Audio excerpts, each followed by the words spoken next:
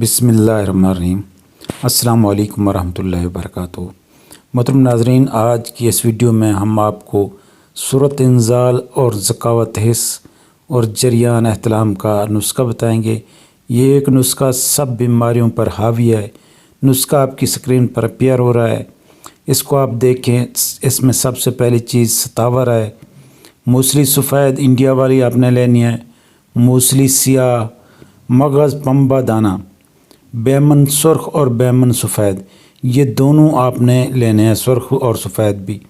کیکر کی پھلی آپ نے لینی ہے، یہ کیکر کی پھلی آپ نے کچی مل جائے تو بہتر ہے، خشک لینی ہے۔ سنگھاڑے بھی آپ نے خشک لینا ہے۔ اسبگول کا چھلکا یہ بھی آپ نے لینا ہے، یہ 20 گرام لیں۔ اور کوزہ مصری آپ نے 200 گرام لینا ہے۔ اب اس کو چھلکے کے علاوہ تمام چیزوں کو سفوف بنا لیں۔ سفوف بنا کے مصری بھی باریک پیس کے آپ اس میں مکس کر دیں۔